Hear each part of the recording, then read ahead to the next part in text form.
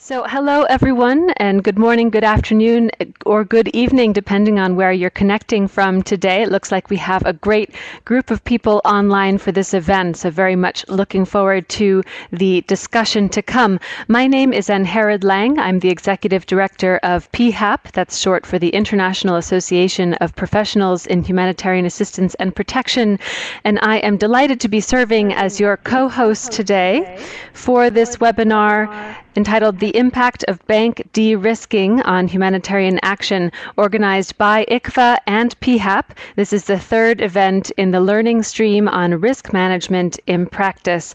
And I'm joined today by my co-host, Alan Plato, Policy Officer at ICFA. Over to you, Alan. Thank you, Angharad. Hello, everyone, and thank you for joining us today. It's really great to see such interest in this important topic, and I'm sure that we are going to have a fascinating conversation. Over to you, Angharad. So, with that, we'll turn to today's event.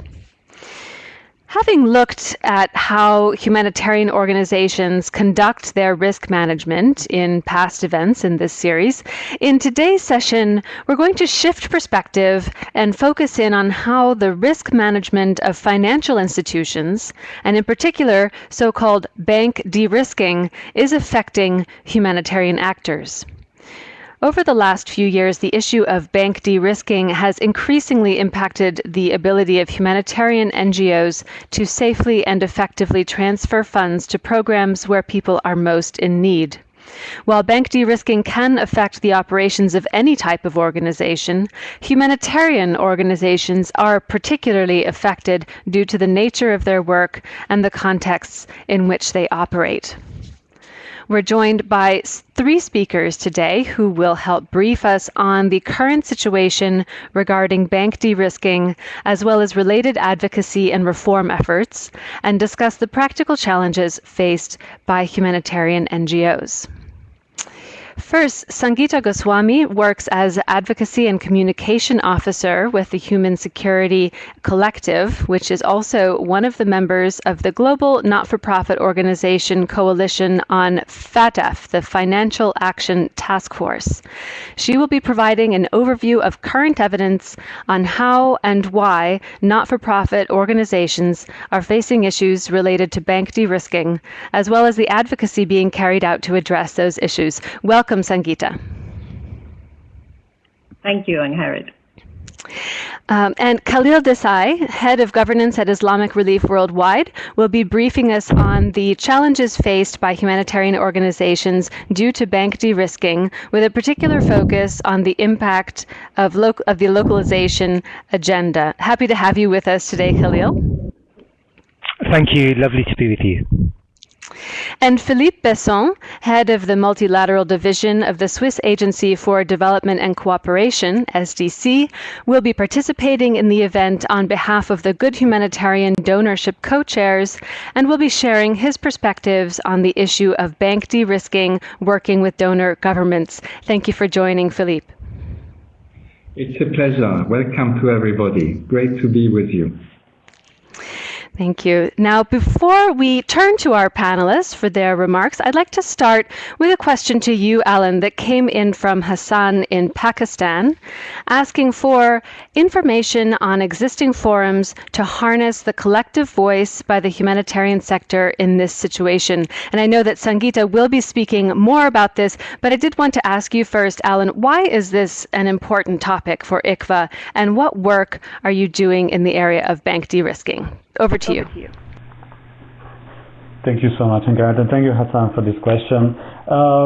I think that I would start that over the past couple of years, we have been increasingly approached by members of ICFA and other organizations with this issue and all other issues related to counterterrorism measures and their financial implications on humanitarian aid, but especially regarding bank de-risking, which is an increasingly acute issue for humanitarian NGOs. What I've noticed is that while bank de-risking affects many NGOs, many of them still feel like they are alone in this issue, and others are trying to solve this themselves without wanting to speak up publicly about it because of other reputational risks, for example. At ICFA, we know that for humanitarian organizations to make a policy change, we need to work together to harness the collective voice and connect with the relevant stakeholders. And ICFA has been convening its members and the wider sector to discuss this topic for a while now. It figured out as a main topic of one of the sessions in our last annual conference. We also had a session specifically about this in our Asia regional meeting last year. And we continually raise this internally with our members in the Humanitarian Finance Working Group, as well as externally with other interagency bodies in the Interagency Standing Committee Results Group 5 on Humanitarian Financing, which we co-chair. ICFA is also intending to publish a paper on bank de-risking in the near future. So I think that, to summarize, a lot of our role here is to help bring this issue of bank de-risking out of the shadows and up to the surface. But today we will not only hear from our panelists about the issues, we also want to highlight some best practices and potential solutions on how to manage the risk of bank de-risking. Before I pass it back to you and to our excellent panelists, I would like to thank all of ICFA donors for making this webinar possible. Over from me, and looking forward to the discussion. Thanks. Terrific. Thank you very much, Alan. We'll now turn to our first panelist of today, Sangeeta, who will provide us with an overview of how bank de-risking is impacting not-for-profit organizations and the advocacy efforts that are underway. Sangeeta, the floor is yours. Thank you very much, Angharad, and thank you for having us here today. I'll get stuck right in, and I will divide my presentation into three parts. First, talk about the what, so what the problem is, the extent of it, and the impact it has. Then the whys, so what the causes are, and finally the hows, which is perhaps the most important bit. So how can we solve this? What are the solutions to the problem of de-risking? Now, as was mentioned earlier, non-profit organizations around the world are impacted by issues of financial access, whether that be inordinate delays in cash transfers, burdensome due diligence requirements, inability to onboard, so to open bank accounts, arbitrary closure of bank accounts, which are all collectively classed as de-risking activities by financial institutions. But why is this relevant? So why is the focus on the financial services to NPOs justified in the first place, you might ask? Now, non-profit organizations account for almost $2.2 trillion in operating expenditures, making it larger than the GDP of all but 6 countries. And this is research that was done a while back by the Johns Hopkins University Center for Civil Society Studies. And this was a survey of about 40 countries across the world. And not only is the sector a sizable economic presence, but it is also a growing one, accounting for about 7.4% of the total workforce in many of these countries and almost 5% of GDP. So as you can see, it is not only a moral imperative that we have to ensure access to financial services for NPOs, but there is a huge economic imperative to do so. I have some empirical evidence which I want to present to you, and I will go through this very quickly in the interest of time. There was this seminal report published by the Charity and Security Network in 2017, which showed that 2/3 of nonprofit organizations working in the US and those who were working abroad faced problems accessing financial services. And these included delays in wire transfers, requests for unusual additional documentation, increased fees, account closures, and account refusals. Transfers to all parts of the globe were impacted, with the problem not being limited to conflict zones or fragile and failing states. The research also found that NPOs were categorically treated as high risk and sometimes, of course, were forced to move money through less transparent and traceable channels, as you could well imagine if access to the formal financial sector is compromised. So 42% of the NPOs surveyed reported that they were carrying cash. Similarly, some research that Human Security Collective did with the Dutch Gender Platform in the Netherlands in 2019 showed that 85% rather of those surveyed had experienced increased demands on their organization in terms of compliance. And this could be from banks or from donors or from money transfer services, with more than half reporting that their banking issues in the Netherlands were getting worse. And of course, what is important to note is that the ability of various organizations to cope with these issues varied depending on their influence, on their size, and on their organizational capacity. And again, we find that if you look to the right of the figure, 60% reported that they were carrying cash, surely more of a terrorism financing risk than anything else. Similar findings from the UK.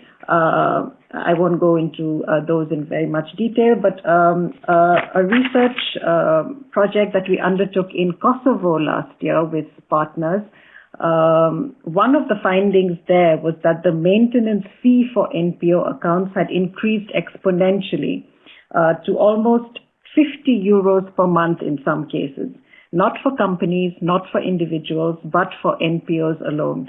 So there is clearly also sectoral inequity at play here. Another piece of research we did earlier in the year in Tunisia, where we surveyed 233 organizations, 44% said they had experienced some form of de-risking. And what we found, again, was that there was a lot of downstreaming of risk. So many organizations said they had been asked to undertake additional vetting of partners. Some were asked to undertake vetting of beneficiaries, and many were asked to sign a contract with a specific clause on terrorism financing. Of course, all of this then leads to increase in administrative burden and, in some cases, change of programming. Now, the impact on the micro level, of course, as you can see, is that there are delays in programs. Programs sometimes have to be discontinued. Non-profit organizations are all tainted with the same brush. As I was saying, the impact is often based on size, due to organizational capacity, etc. But I think, what is most important, and also Alan alluded to that a little while ago, is that organizations are often unaware of the systemic decisions or the systemic drivers behind decisions by banks, including on account closure. And they think it's a one-off problem and that it's their, they have to solve it themselves and it's just them who are impacted. So they are unaware that, this is a larger systemic issue. And of course, at the macro level, there's impact on humanitarian development, peace building, and human rights agendas. The impact is felt on the, overall UN Sustainable Goal agenda, the financial inclusion agenda, and civic space in general, which is shrinking worldwide. And especially now in times of COVID-19, when vulnerability and need has been the greatest in the last few months, this whole issue of bank de-risking will have a fundamental impact on lives and livelihoods going forward. So in terms of why this is happening, de-risking, as our research has shown, occurs at the intersection of the security and regulatory agenda. So you have the overall sort of counterterrorism, countering financing of terrorism architecture, which includes international financial integrity standard setters such as the Financial Action Task Force, whose standard on non-profit organizations, Recommendation 8, specifies a broad requirement to regulate the non-profit sector as a whole for greater transparency and accountability, given that money flows in and through NPOs are seen in the FATF standards as a potential source of terrorism financing. Compounded, by that you have, the international sanctions regimes, so the UN sanctions regimes, the US, the EU sanctions regimes, and of course you have the UN Security Council resolutions on countering terrorism and countering the financing of terrorism. So you have this whole sort of overarching architecture, the CT and CFT architecture. And then at the next level, you have the interpretation of these rules, regulations, and standards at the national level. And countries are peer evaluated on how they implement these regulations. And finally, you have financial institutions or banks who internalize these regulations, and non-compliance of which usually result in huge fines from financial regulators and supervisors, as you've probably been reading about in the news, or indeed untold reputational damage. And of course, you can add on top of that the whole issue of geopolitics and how that plays into it. And the result of all of this is an acute risk averseness. So, there is a sort of zero risk approach to all of this, especially in the absence of robust sectoral risk assessments. And I'll talk a bit about sectoral risk assessments when I come to discussing solutions. With banks considering nonprofits to be high risk for financial crime, expensive for compliance, and low profit in general. And this is again compounded by a decline in correspondent banking that we have seen over the last decade or so. And of course, the political economy of the compliance industry. So by that I mean sort of the databases that compile lists of people who are on sanctions lists or politically exposed persons. So, your Dow Jones or LexisNexis or Refinitives of the world, who then, and often these databases are compiled from open source data, and banks buy these lists to do their due diligence. Large non-profit organizations also buy these lists. So there's a whole political economy around the due diligence and compliance industry that's also kicking in and causing some of these problems. So coming to my last point, what can be done about it? I think two things. One, we need policy coherence. So we need to align the goals of financial integrity, financial stability, and financial inclusion to address the current policy incoherences that exist. And two, we need a shared responsibility on risk, because there cannot be a situation where there's zero risk. There will be some residual risk when you're carrying out humanitarian action or any other activity. And who will own up to this residual risk, which is inherent in this securitization and regulatory agenda? Who picks up on the market failures? Who should fill the voids? And how should we do this? I'll lay out some solutions and some sort of actions that we've been undertaking as Human Security Collective and as part of the larger global NPO coalition on FATF in the last few years or so. One, as I mentioned, is the question of sectoral risk assessments. So national governments need to conduct risk assessments as part of this whole anti-money laundering and countering financing of terrorism risk assessment process that they undertake as part of implementing the FATF standards.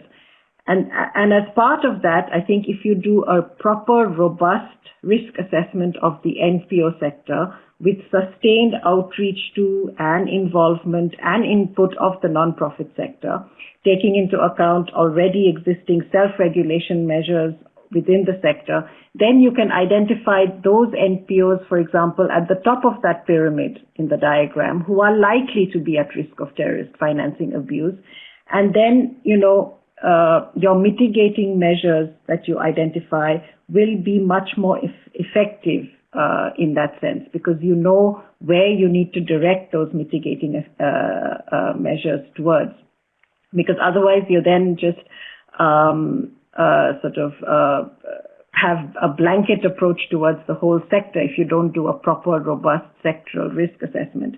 This is a much more efficient way of identifying areas where limited resources need to be allocated to effectively address, your contextual CFT challenges. Multi-stakeholder dialogue processes we find are very useful to solving de-risking issues. In the Netherlands, where a Human Security Collective is based, we have initiated just such a dialogue process with our Ministry of Finance. And the other stakeholders involved are the Ministry of Foreign Affairs, which is a large development donor, commercial banks, the Banking Association, the Central Bank, the Financial Intelligence Unit. So, large and small nonprofit organizations, you all sit around a table and try and understand each other's mandate, discuss the critical issues of risk sharing, and solve some of these sort of seemingly very intractable issues. Similar multi-stakeholder dialogue processes are ongoing in the UK, in the US, in Kosovo. We're kickstarting one in Tunisia. So we think that is a good way forward at the national level. Then there's legal redress. It's not for everybody because it's expensive and time-consuming, but there has been some precedent of non-profit organizations using legal redress based on either breach of contract or discrimination or defamation or breach of data privacy law. And I can, if people are interested, I can go into more detail during the Q&A. And then there are, of course, technological solutions. So you can have financial technology to solve for financial access issues. You can have regulatory technology to solve for compliance issues. You can have supervisory technology. But there are problems associated with each, not least, for example, in terms of the last mile access and transfers to sanctioned countries when it comes to fintech, data quality when it comes to regulatory technology, and so on. But I want to end by saying that much as you sort of try to solve this at a national level, I think really because the problem is so systemic, it cannot solely be solved by addressing it only at the national level. I think what one needs and what we are trying to do as well is advocacy and action at the multilateral level. We have been engaging with the FATF for many years now. They have recognized this issue and have flagged it to the G20. Bodies like the Alliance for Financial Inclusion, which is a membership body of supervisors and regulators, has also recently recognized the issue. We are now trying to lobby the G20 very hard to get them to recognize the issue.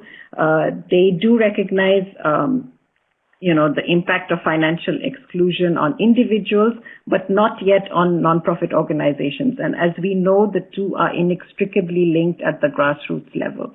So we are working to get the G20 to task the Global Partnership for Financial Inclusion, which is the G20's financial inclusion body, to get them to recognize this as the massive problem that it is now for nonprofit organizations, and to mandate them to work on solving the policy incoherences. It is, as I'll just end by saying that, it is a systemic issue and we need systemic solutions to solve this complex problem. And with that, I hand back to you, Angharad. Thank you very much. Great. Thank you very much, Sangeeta. We have a number of questions coming in. I will take the opportunity now to ask at least one, maybe two that directly follow, and then we'll have some more time in the Q&A with Alan. But for the moment now, I'd like to pose to you a question that's come in from Magali. Magali writes, thanks, Sangeeta, for this really useful presentation.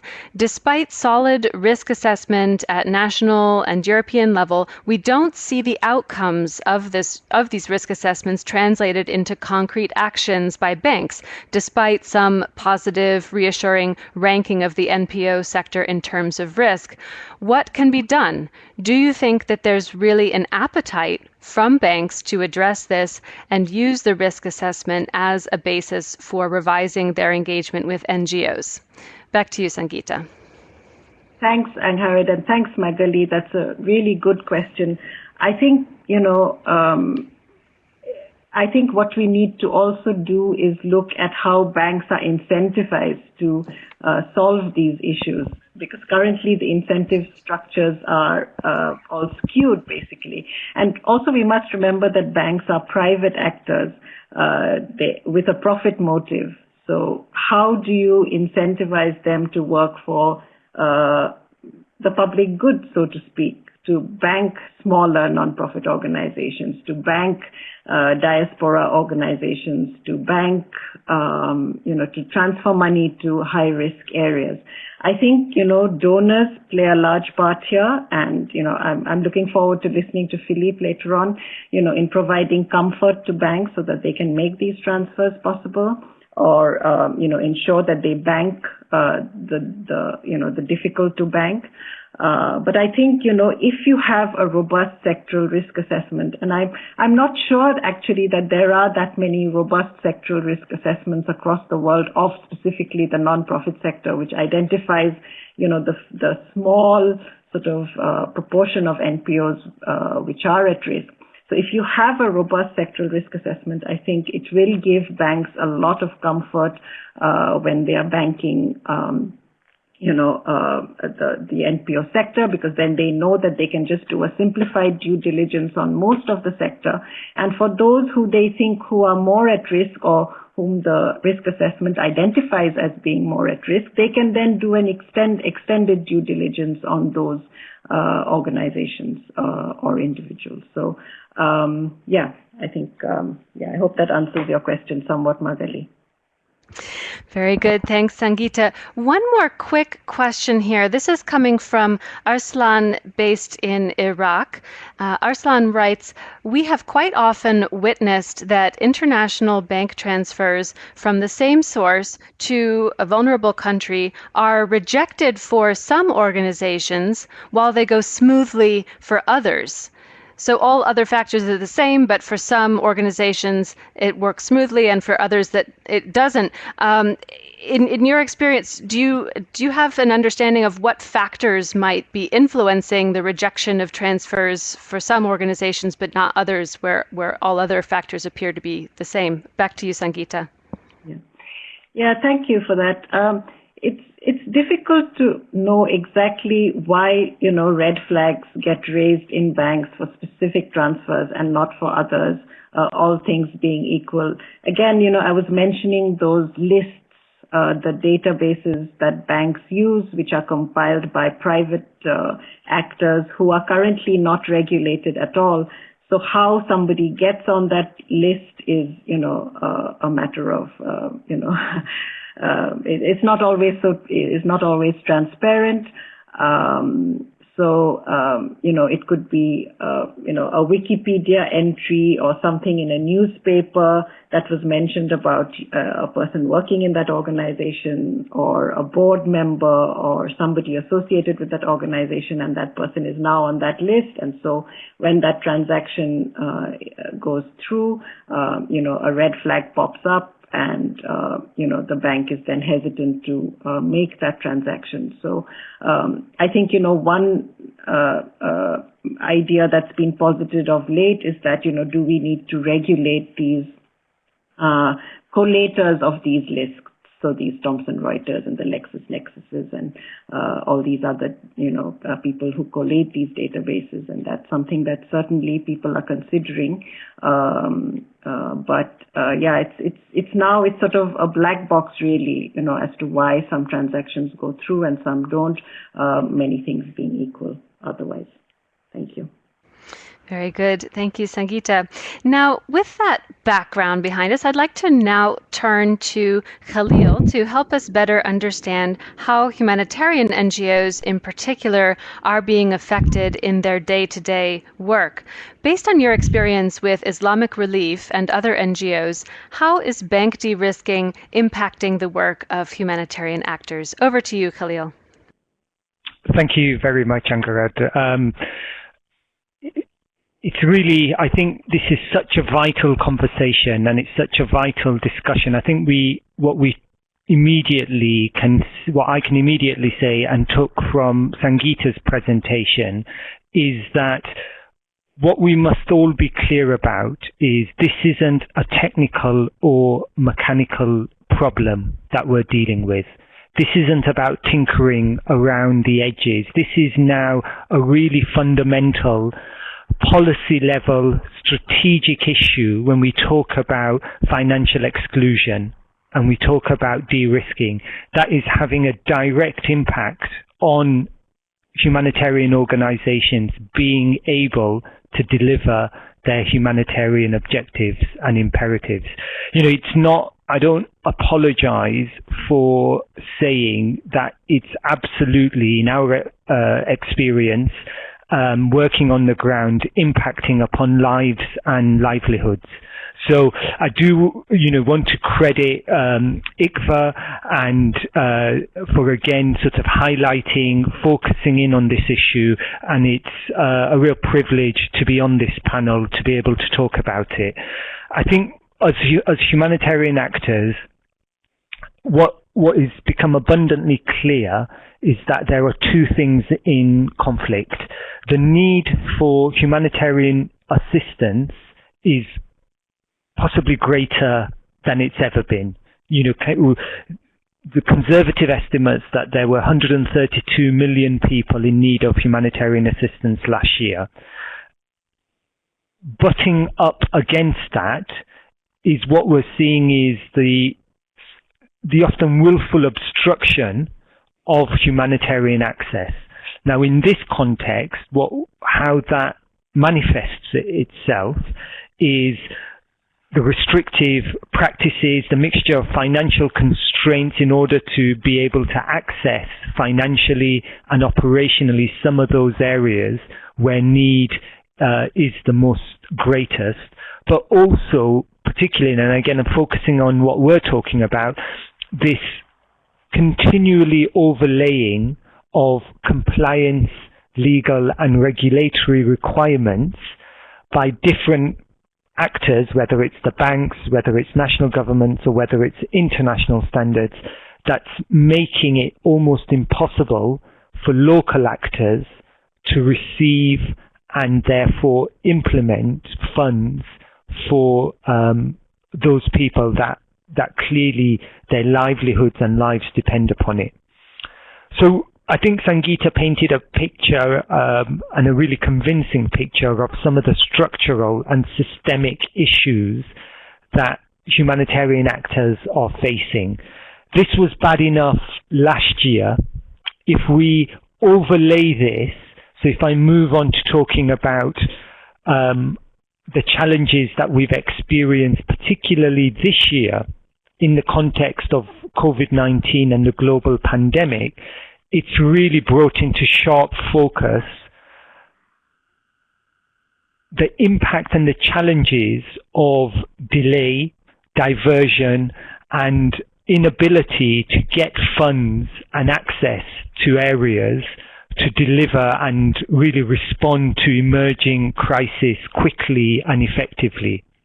So COVID-19, as we're all experiencing, there's a sense, in some ways it's unique in that we may think it's actually something that we're all experiencing equally across the world. There's maybe not been too many things like it. However, I would say, our experiences on the ground is that there's a real misconception, because yes, whilst a lot of us, wherever we are, certainly listening in on this call, have experienced states of emergency, we've experienced the closing of non-essential businesses, we're not able to travel. Part of our strategy in response in many of the developed countries has been around testing, tracing and isolating. Of course, that's not really feasible in many of the least developed countries, where the idea of lockdowns, social distancing and working from home just simply aren't viable. So in the absence of that social protection system that many of us can rely on, we are seeing, very much the increase in poverty, hunger and destitution. What's even more worrying is that there are those certain groups, certain sections of the demographic are being more significantly impacted, and that tends to be young people and particularly women. So, that's because women are more overrepresented in informal economies, have lack of access to savings, and are also more likely to be subject to domestic violence and abuse.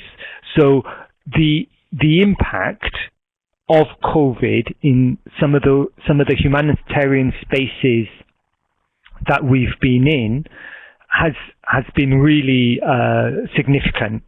So, this is where IRW, through its donors and through the money that we've been able to collect, have been focused in on immediate and impactful response. So in Syria, we've delivered protective health equipment to try and facilitate that sort of protection limitation of the spreading of COVID. In Yemen, we've sought to do safe and responsible food distribution to some of the more vulnerable communities. But behind that is the challenge of moving money and being able to transfer funds to the areas where we need to get them. And just to give you a concrete example, so up until July 2020 this year, Islamic Relief Worldwide has undertaken £42 million worth of international transactions. Now, 43% of those, that's 18 million, have been subjected to compliance queries. Now, what that means is different things, but essentially questions by banks in the various chain, whether it's the recipient bank, the correspondent bank, or the delivery bank, each of them raising questions about either the purpose or the destination or the nature of the transaction. All of that has meant ultimately we've managed to facilitate, working with the banks to deliver and to get those transactions where we need them to, but invariably it means huge amount of resources that Islamic Relief is able to absorb but a huge amount of resource in order to deal with queries, to consider what other mechanism of transfer there might be, what other financial organizations we might be able to use in order to get money to where we need it to. Of course, in our outreach, and there's multiple times that we've spoken to local organizers. For instance, in Somalia, local NGOs there often report transactions being delayed or frozen without any clear explanation.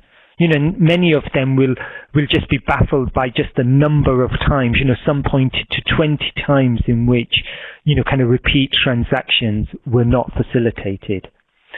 And what I want to say is, I've emphasized and I've tried to indicate that there's clearly a humanitarian imperative here, because it is certainly delaying, but in many cases, certainly even preventing the ability to provide impactful humanitarian action.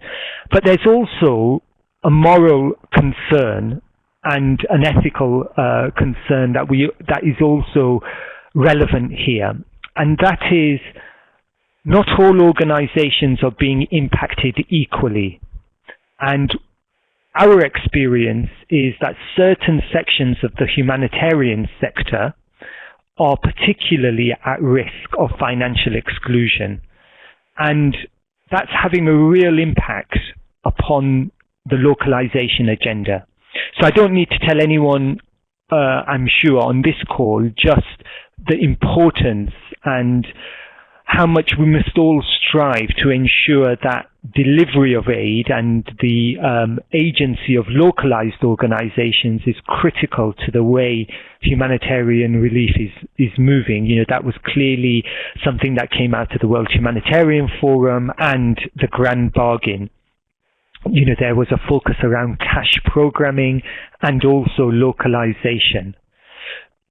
The justification, the rationale is clear to all. It's absolutely right that localized groups and individuals are best able to understand complicated cultural dynamics, but also for the sustainability of that response, it's better that it's delivered locally.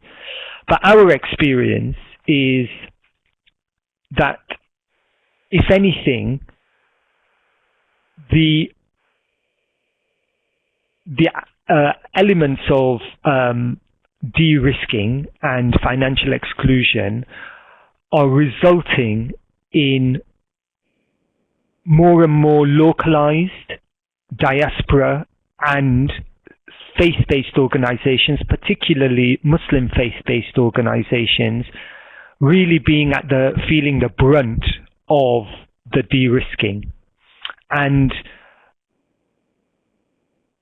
where we are as a society, where we're thinking more and more about how we empower and provide agency to those people that, in order to help themselves, rather than this post-colonial idea of aid being delivered through large monolith Western organizations, this is a real barrier to breaking down those types of old-fashioned systems and structures.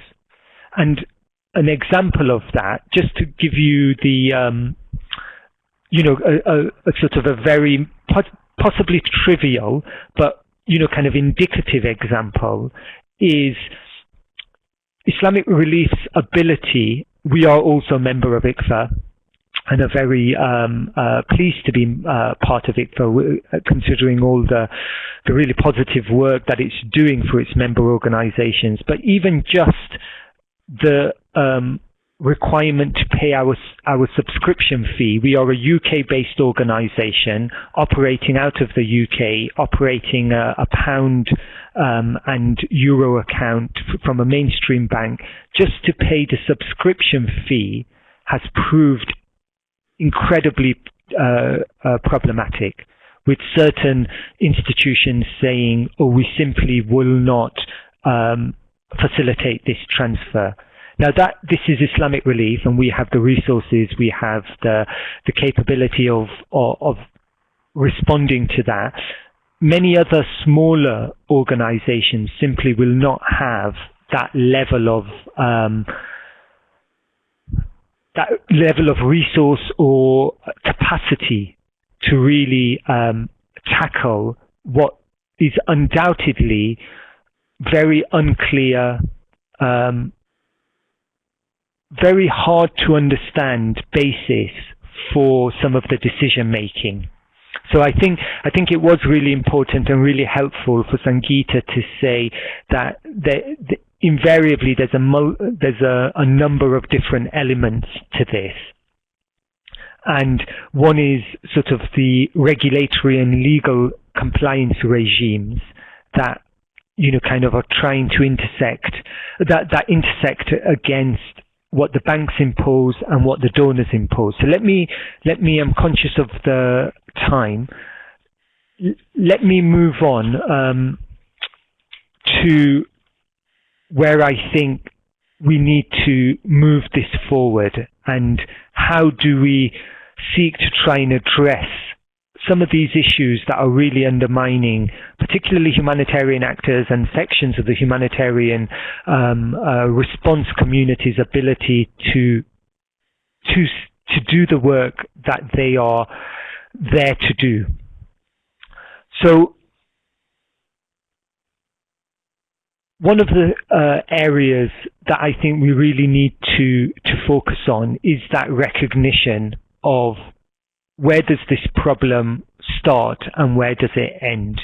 I think what has to be, what's really important, and the one key message that I want to underline and I want everyone to take away, is that whilst we're discussing de-risking on a global level, we must be really precise to focus in on the local realities. And that is where the opportunities to highlight, to address, to really deal with some of these issues are particularly challenging. And that's why we're saying that there's a really important role to be played by multilateral organizations and also key donors. I think there's a real responsibility for donors to be involved in the conversation with banks and with organizations, but particularly local organizations, to educate and inform about the inherent risks that exist in operating in places like Somalia, in Syria, in Yemen. But just because it's not easy, that doesn't mean that they should be either ignored or completely cast aside. So there's a huge amount of global advocacy that's required to ensure that we are really bringing into sharp focus the real impact of de-risking. I think one of the others, before I close, I want to make sure that it's we're leaving enough time for questions. I think there's particularly more support and assistance that's needed to be provided to local organizations, to smaller organized, faith-based organizations, that about what's the sufficient level of compliance. And I think one of the ways that might be done is a donor-sponsored due diligence code of conduct that banks and others sign up to and say this is the expectations, but in those expectations being particularly mindful of what's prevailing at a local level. It's been said many times, but the other really important element of this is both donors and organizations must share risks. Just simply leaving the risks of delivery to organizations is really kind of putting lives at risk. We need to ensure that there's an understanding that donors both are there to provide the resource, but also to provide the support and assistance to ensure that they can fulfill particularly institutional and government's objectives of delivering humanitarian assistance.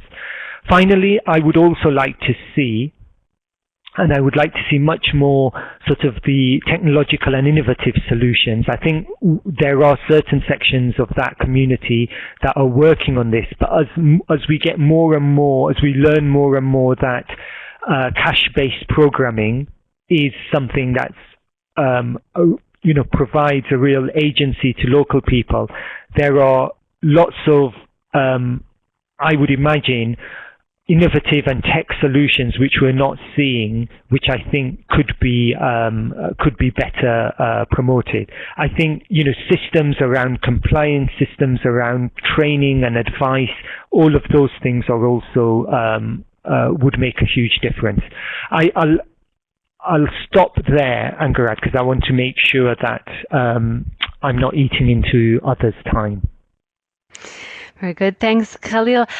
Before we move on, two things. First, I do have a pair of follow-up questions for you, but I'd first like to just point out very quickly that we got some terrific input on the polls. So thank you to all of the participants who did provide their input on those polls. My colleague is just putting them up again now so that we can take a look. So yes, it looks like the vast majority of organizations represented here in today's event have experienced issues related to bank de-risking. We see in particular delayed transfers, but also unusual additional information requested and even more drastic outcomes such as closed accounts.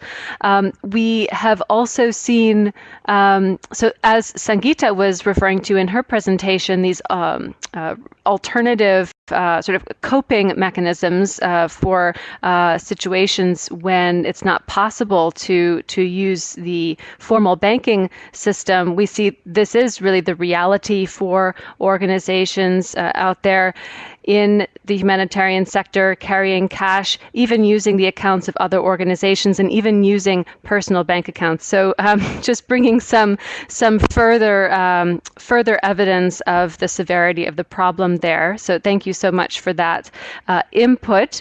Now, a couple of follow-up questions for you, Khalil.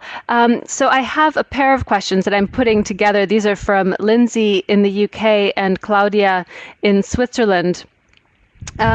So from the private banking sector perspective, what changes are needed on the side of the humanitarians for them to be able to limit or reduce the likelihood of this practice of de-risking towards NGOs? So from your engagement and your organization's engagement with banks, do you have a sense of their perspective on the issue and what humanitarian organizations would need to change in order to reduce the de-risking policies? What could be a narrative that humanitarian organizations can take on vis-a-vis the banking sector to avoid debanking? And how can this shape NGO advocacy efforts, i.e. towards member state policymakers and regulatory bodies? So sort of mush those together. Over to you, Khalil, for your thoughts. Thank you, Angered, and thank you to Lindsay and Claudia. I think the experience that we have is that often the discourse it can be sort of clouded by a real lack of understanding on the part of both, on the part of the bank and on the part of the humanitarian sector in terms of the prevailing situations as they apply to each of their organizations. So one of the things that we've discovered is really critical is that awareness and conversation that properly engages what the bank's concerns are and what it is that the local humanitarian organization or actor needs to convey about the way in which they are operating. So there's invariably concerns if a transaction is, if it's delayed or if there's questions about it. I think what my concern and what our concern, speaking to many other organizations, is that there's this culture of secrecy. So rather than that engagement, rather than that trying to understand, well, why is a certain course of conduct and a certain type of transaction being advocated, or what might be the concern, it tends to be a flat refusal because that's the easiest thing. So that's why we say, and there's a really important part for governments and multilateral donors to play, because there's a learning process for each of us across these organizations. And I don't think there's any reluctance on the part of organizations to meet compliance standards, but often it's not clear what those compliance standards are. Similarly, on the part of banks, if they have concerns, if there are, these reputational hits, or, Sangeeta mentioned a number of these databases that are used, rather than simply relying on them alone, is to engage. However, there has to be this cultural shift. I think there has to be this recognition that where security is being prioritized, it is being done at the expense of the humanitarian imperative. So I hope that explains, or that seeks in some way to say, yes, invariably there may be concerns and questions that need to be addressed by the banks. Our experience is often they're not being done in a way that's collaborative. It's often quite opaque. It's, simply a flat no. Whereas I think that there's more opportunities to engage in a more collaborative way. Very good. Thanks so much, Khalil, and we look forward to getting back to you for some additional questions at the end in the main Q&A. So now, having heard from our two panelists coming at this issue from the point of view of NGOs, we will be turning next to Philippe to help us understand how governments are seeing this issue and what work is being done to help address it. Over to you, Philippe. Thank you, Anne-Gerhard, and welcome again to everybody. Thanks very much to the two previous speakers who really set the scene. I'd like to make a few points as briefly as possible so that we still have some time for Q&A and conversation. Let me start with personal experience. I was posted in South Sudan from 2014 to 2017, and it's not a classical CT context, so you wouldn't expect having serious issues of debanking. However, we had many instances of problems, and remember, we are a government, and we were and we are a diplomatic mission in Juba, so one would think that we don't face too many problems, but as was referred to, banks work with databases, with software that detects keywords and so on and so forth. And in South Sudan, you have Sudan. And therefore, we had several instances of transfers not taking place, being blocked without even any notification, because in the address somewhere there was South Sudan. So just to say that this is in a way an even broader issue, and I think the issue is very much related to what Sangeeta was saying. Banks in our economies, in the global north, they are private actors. They seek profit, and they will try to minimize risk. And of course, there are many contexts in which they are requested to operate, which directly or indirectly may pose them a problem. And obviously, if there's any doubt, they will drop out, and even to us, they won't necessarily give us a clear reason, a clear explanation, and therefore sometimes it's even for us very difficult to overcome the hurdle. Now, as to further to the topic of today. I think it is important to recall that counter-terrorist measures are legitimate. Terrorism is killing people, it's hampering lives in the global north, but very much so also when it comes to the people we want to accompany, whose needs we would like to satisfy. And this leads me to one of the key issues we have identified, both as Switzerland, but really as the community, the constituency of the Good Humanitarian Ownership. Governments are not homogeneous. We, the humanitarians, oftentimes we do not call the shots. If you want to talk CT, you have to go to the Ministry, Department of Justice, you have to talk to Treasury, and the humanitarians often have little to say. So what have we done? We tried to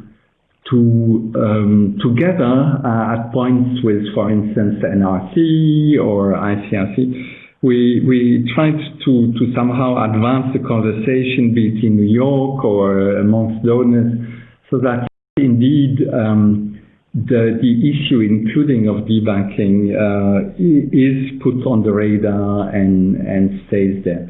So we produced also what we call the Food for Thought, which is a totally internal document, but that gives hints at how humanitarian agencies, official humanitarian agencies, should proceed when they contract, when they design agreements with implementers. And I would say that generally speaking, when it comes to this issue, this dimension, we are slowly making progress, including because it's not anymore only the NGOs typically who raise the issue. It's also very much a OCHA, a WFP, UNICEF. So therefore, it becomes more noticeable to governments.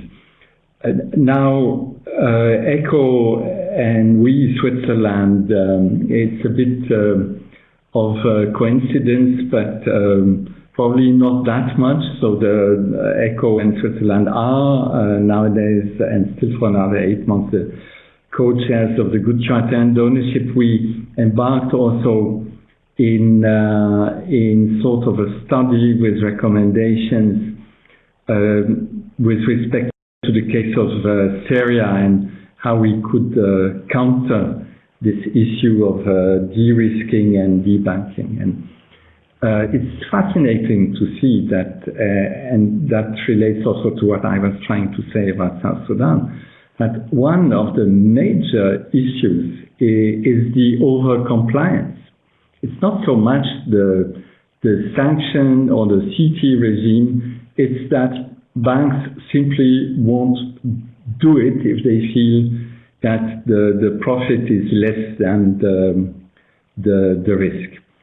So what can we do about that? Yes, indeed, and in this respect I would concur with previous speakers.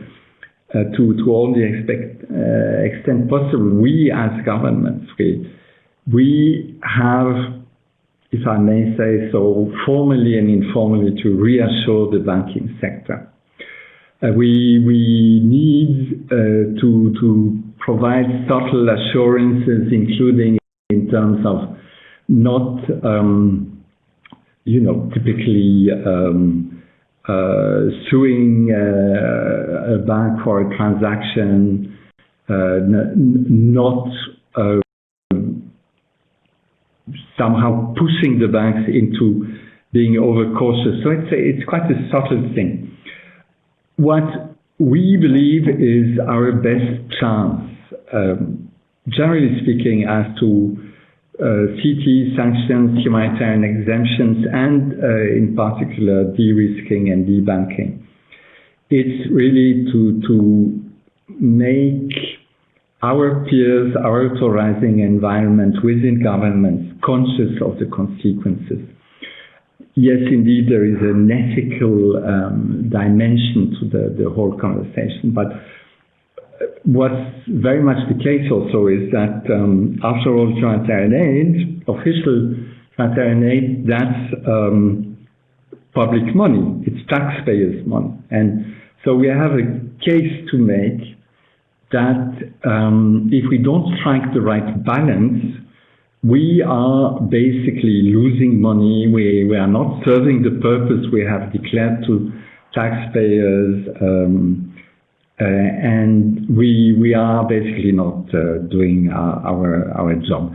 And that, I think, produces some traction, and we try to go more forcefully into this direction. The other dimension is about IHL and human rights, where governments have obligations. And in fact, what we have discovered in many instances is that within our governments, the people who deal with those issues, and also the banking sector, are, for instance, not aware of what IHL obligations are. It's not on their radar. They are not made aware and sensitized to this dimension.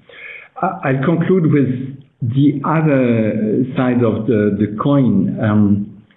I think the humanitarian ecosystem in general, but especially NGOs, implementers, civil society, the greatest help to the humanitarian ecosystem and to principled humanitarian aid is really about lobbying, yes, making the case, but also transparency and credibility. We really need to make the case from a government perspective that we deal with, we partner up with organizations who do their due diligence and who are impeccable. And of course, that's a very, very complex and difficult thing to achieve.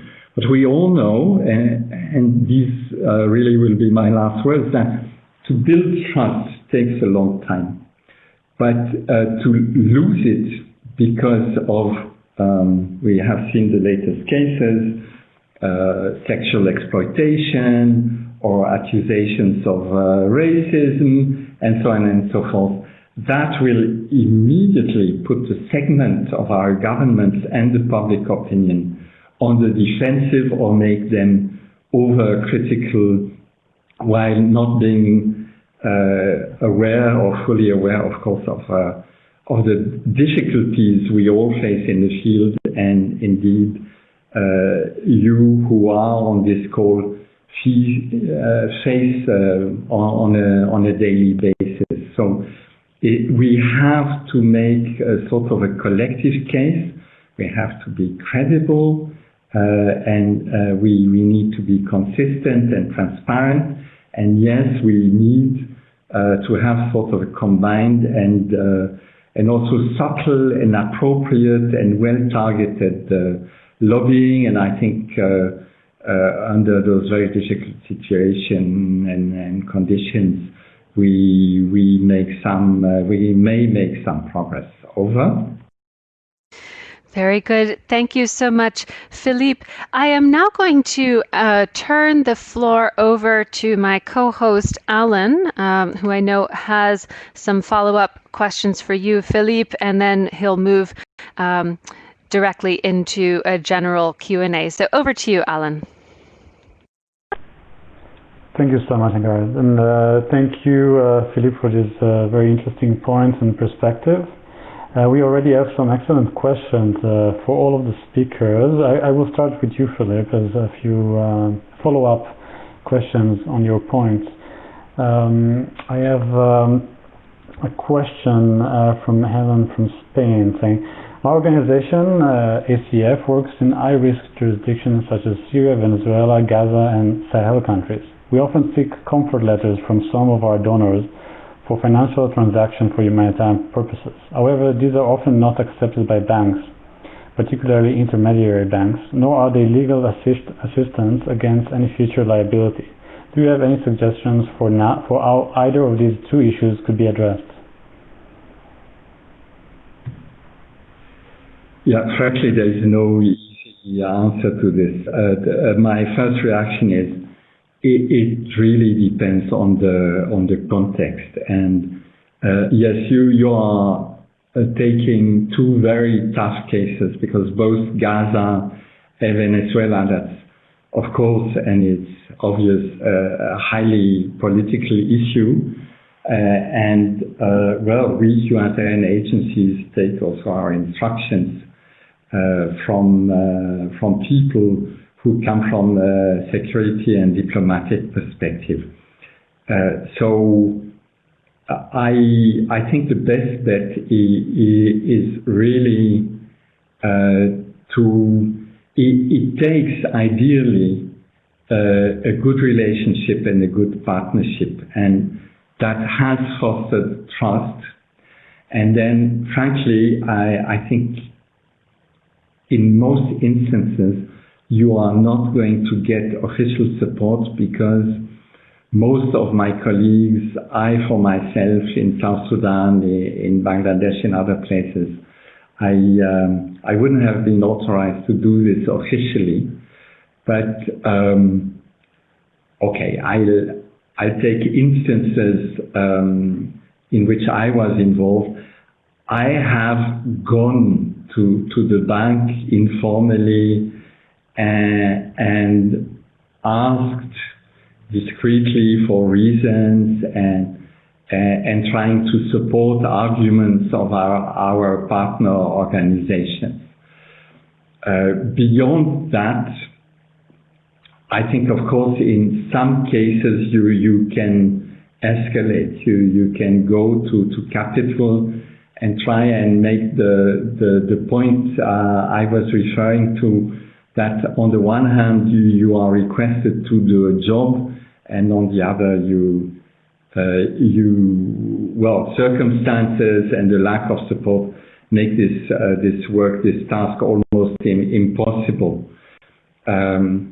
But frankly, yeah, it's a tough one. These are a few thoughts, but on the one hand, I do realize that it would make sense to give you stronger support, and on the other, I think we need to approach this very pragmatically.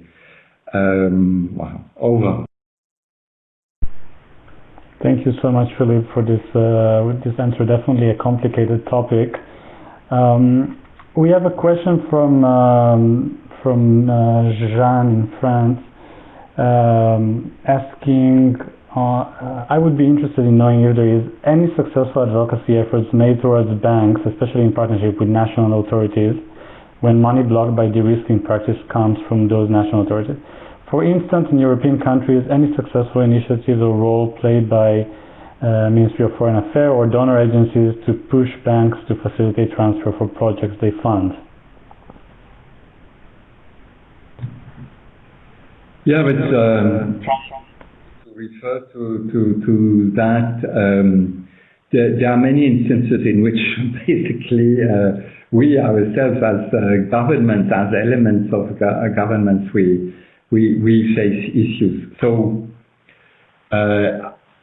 as far as I know, there has been no collective action taken within the EU, within the GHD.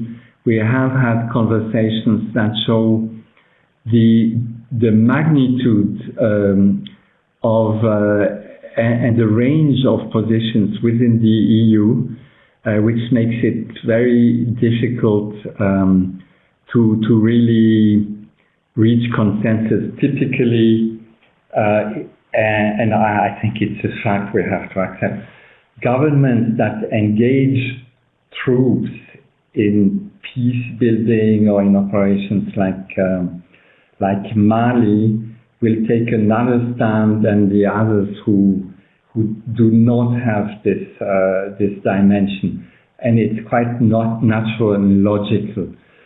On the other hand, and I cited the example of Syria, and again, we are at the level of informality, at the level of lobbying, talking to people, massaging, cajoling. There have been joint endeavors. There have been in Nigeria, but I think there again we need to be realistic. The situation at present is not conducive to say forceful collective and official action because of the political economy we have within donor governments. I don't know if that's a good answer, but that's what comes to my mind. Over. Thank you so much, Philippe. I think we can go back to ask a few more questions, excellent questions that we received to some of the other speakers. We do have some other good questions for Philippe as well, but we will let you grab a glass of water and take a little pause there. Sangeeta, I want to go back to you with a question on, with a question about the legal redress that you have mentioned, or other legal solutions. I know that also Philippe mentioned that this can be a dangerous avenue in terms of making banks more cautious. Do you have something to say to that?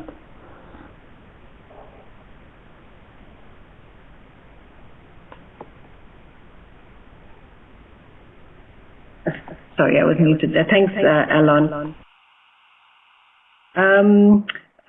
We have had a precedent in the Netherlands where a handful of NPOs have been successful in bringing claims against banks for de-risking decisions, for example.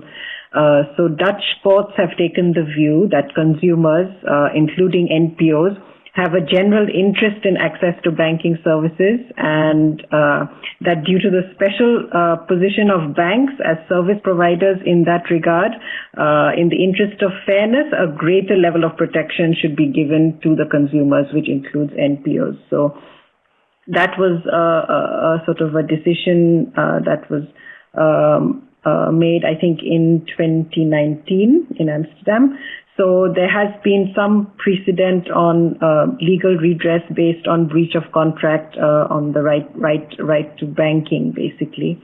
Then there's been legal redress based on defamation. So in the famous case of the Finsbury Park Mosque in the UK, which was de-risked and had its accounts frozen, I think,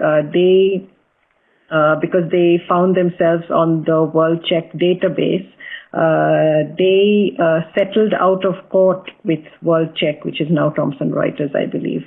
And then there's also been some cases of legal redress based on breach of data privacy law. So this is sort of an incipient sort of private law mode, which we are seeing more of. But again, as I said, it's not for everyone.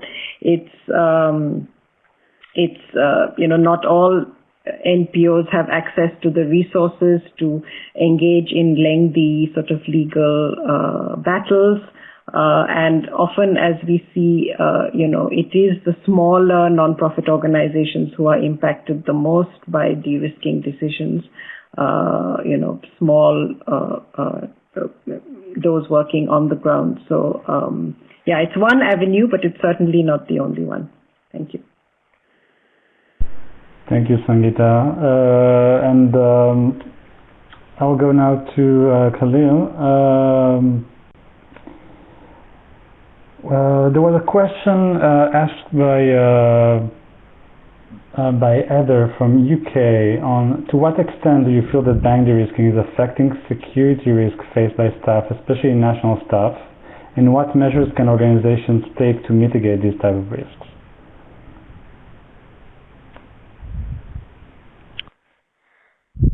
Thanks, Alon, and thank you to Ada for the question. I think it's certainly right to say that a lot of the complexity and a lot of the restrictions around financial exclusion and financial access are heightening and creating different challenges. So it was mentioned that because traditional transfers become more and more difficult, organizations, local organizations, diaspora and faith-based organizations in particular are looking to find alternative ways of making those transfers and how it secures the funding where it needs to go.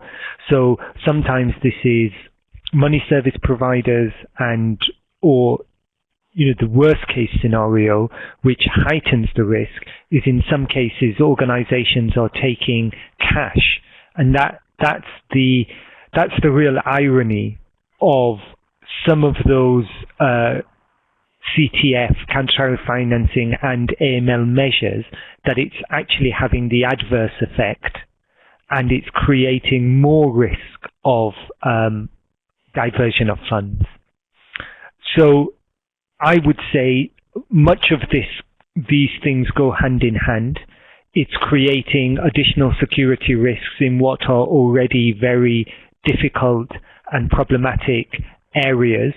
I think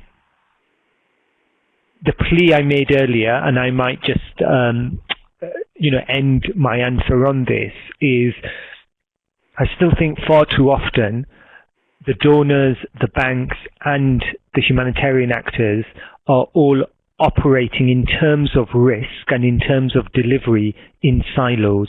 And I think there has to be a much better coordinated approach to both receiving the funding, but also in terms of implementing and delivery of that funding. And that has to include all three sectors and actors.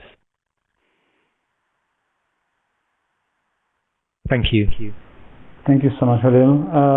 And back to Philippe with a question that we received from Jan from Italy. The so-called humanitarian exceptions in sanction regime are clearly not up to the task in order to prevent what we are talking to here today. What changes would need to be made to draft them in more useful way to humanitarian organizations? Well, the sanction regimes are largely UN driven, and then of course there is an EU sanctions regime. Switzerland follows the UN sanctions regime, and by and large, but not always, follows the EU sanctions regime.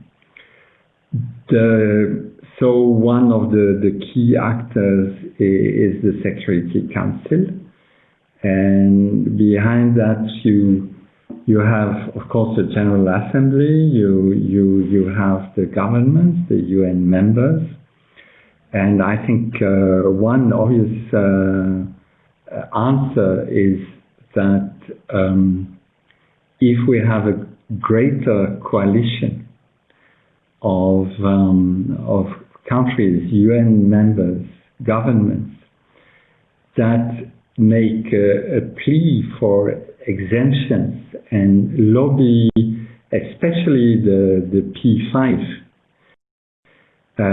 then we get a better chance. I think there are some encouraging signs. CTED, which is the Directorate dealing with counterterrorism, has opened up to issues of IHL, to balancing out with principal humanitarian aid. So I would say that increasingly there is a readiness to look at the implications, including in terms of CT. I think Khalil's example was very telling indeed. I've seen this again in South Sudan, not even because of CT, but the NGO people who travel with suitcases full of money. That's basically an invitation for simple, straightforward criminality, but also for the financing, the capture towards terrorist and violent action. So that's one. And as to the EU, I would say public opinion much more even than when it comes to the Security Council and New York, and any type of movement lobbying, that is likely step by step to change the equation. Once again, we in the government humanitarian agencies, we have basically the same agenda, we have the same intentions as you have, as long as we provide for transparency all across the ecosystem. So joining our forces in a smart way may help. But frankly, my experience of now 3 years is that we need a lot of patience, and we need also a lot of evidence. For instance, cases showing what happens when we don't manage to control de-risking. I think people, generally speaking, and especially the deciders, they need to be made aware of the consequences. So basically, my message is raise your voice in a smart way, evidence-based, respectful, knowledgeable about the difficult political economy, but don't let loose. Over to you.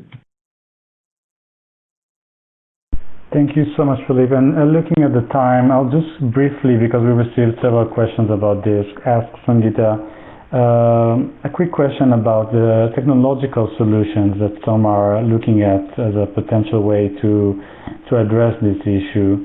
You've mentioned them, and that they all have some shortcomings. I think a lot are looking at cryptocurrency. What would we need to do in order to consider this, and is this a solution?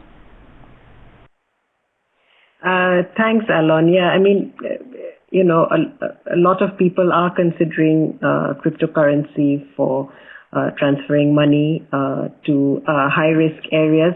But the problem still remains your last mile, because in the last mile you have to change your crypto asset to fiat currency, and at that point, again, you need to have that interaction with a financial institution. But what I've heard recently is people are finding ways around this too. So the money is transferred from A to B in crypto, and apparently at B it's turned into local crypto and then turned into fiat currency at that point. I know some organizations are also sort of experimenting with a closed loop system. So there are sort of innovations in financial technology that could help us sort some of these problems. But again, my point remains that these are just band-aids, basically, and the problem is more systemic and needs to be solved at the multilateral level if we want to make sustainable progress on this issue. Thank you. Thank you so much, Sangeeta. And we have many excellent questions that we'll definitely need to continue after this webinar. I'll pass back the mic to Haggerad for some closing remarks. Thank you. Great. Yes, thank you, Alan. And yes, for all those great questions, I hope that we will be able to work with our panelists to follow up in writing, because there are some terrific questions yet to be addressed. So now, as we've reached the end of our time, I'd like to go around our virtual room one last time and ask for very brief concluding thoughts from our speakers. We'll go to Khalil first, and then Sangeeta, and then Philippe. So over to you, Khalil. Thanks, Sangeeta. And I think I just want to repeat just how important it is that we're having this conversation and we continue to explain just the impact of de-risking and financial exclusion. I think really promising and very sort of encouraging comments from Philippe as an important donor, and I think that's really important. But I think, as Sangeeta has said, this really does require concerted and coordinated action, because over the years that both the Human Security Collective and Islamic Relief and many, many others have been talking about this, the situation is in certain sections just getting worse and more problematic. So the imperative and the importance is absolutely there, and we really need the donors and the multilaterals to come in on this and to help those organizations which don't have the voice and which don't have the leverage in the way that they do. Great. Thank you so much, Khalil, and thank you very much for being with us today. It's been very helpful to have your perspective and your thoughts on these issues. Now turning to Sangeeta, over to you for brief concluding remarks. Thank you, Angharad, and again, echoing Khalil, thank you for having us here, and I think it's an important discussion that we should carry forward. Just very briefly, I think we are all invested in financial integrity, even as non-profit organizations. But this financial drive towards financial integrity should not come at the cost of financial inclusion and financial stability. And, it is having a real attritional impact on the way non-profit organizations work. So we have to fix some of these policy incoherences that currently exist. Thank you. Thank you, Sangeeta. Thanks very much for taking the time to be with us today as well. And over to you, Philippe, for some brief thoughts that you'd like to leave all of us with today. You have the floor. Thank you, Angharad. Well, I think Sangeeta and Khalil covered basically all I could have said. One thought is that definitely we need to carry on with the conversation. And one way would be, as also reflection based upon the questions, the IASC principles, and ICFA is a member, they deal with those issues. And that's a possibility to influence the broader UN system, and also it's a possibility to seek an interface with donors, the good humanitarian donorship. We certainly would be ready. I think we need to look at feasible and subtle coalitions to address this. I agree with the previous speakers. I agree with the comments I have seen. This is too important not to try and solve. And as I already said, we indeed do share many common interests. Thank you. Thank you very much, Philippe. It's really been terrific to have you on the panel. Thank you for joining us once again. Now, Alan, to wrap things up, and again, very briefly, as we're slightly over time, do you have any takeaways from today's discussion that you'd like to share with all of us? Over to you, Alan. Absolutely. Thank you so much for this very interesting closing remarks as well, and for the hour and a half that we spent together talking about this important issue. I think that what I would very briefly want to take away from this conversation today is that this is a serious issue that many of us share in humanitarian organizations, but we also share this with some of our donors and governments.